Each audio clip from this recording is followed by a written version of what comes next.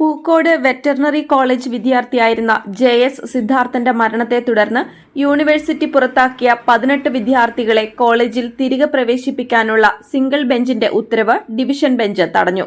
Anti ragging committee വിചാരണയ്ക്ക് ശേഷം 3 വർഷത്തേക്ക് പുറത്താക്കിയ പൂക്കോട് വെറ്ററിനറി കോളേജ് വിദ്യാർത്ഥികളെ മണ്ണുത്തി കോളേജിൽ കോടതി നിർദ്ദേശപ്രകാരം കഴിഞ്ഞയാഴ്ച പ്രവേശനം നൽകിയിരുന്നു.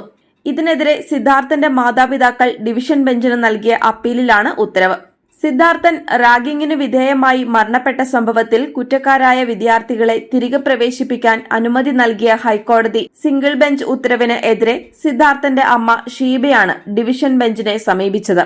Justice Amit Rawal, justice KV Jayakumar എന്നിവർ അടങ്ങിയ ഡിവിഷൻ ബെഞ്ചാണ് സിംഗിൾ ബെഞ്ച് ഉത്തരവ് സ്റ്റേ ചെയ്തത്. സിംഗിൾ ബെഞ്ച് നിർദ്ദേശം നൽകിയ പുതിയ അന്വേഷണം നടത്താമെന്നും അന്വേഷണത്തിൽ അമ്മയെ കൂടി പങ്കെടുപ്പിക്കണമെന്നും ഡിവിഷൻ ബെഞ്ച് നിർദ്ദേശം നൽകി.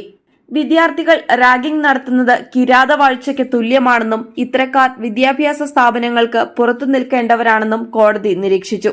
സിംഗിൾ ബെഞ്ചിന്റെ ഉത്തരവ് പ്രകാരം വിദ്യാർത്ഥികൾക്ക് മണ്ണുത്തി കോളേജിൽ കഴിഞ്ഞയാഴ്ച വീണ്ടും പ്രവേശനം നൽകിയിരുന്നു. സിദ്ധാർത്ഥന്റെ അമ്മയ്ക്കു വേണ്ടി സീനിയർ അഭിഭാഷകൻ ജോർജ് പൂന്തോട്ടം, അഡ്വക്കേറ്റ് കാവ്യ വർമ്മ എന്നിവർ ഹാജരായി.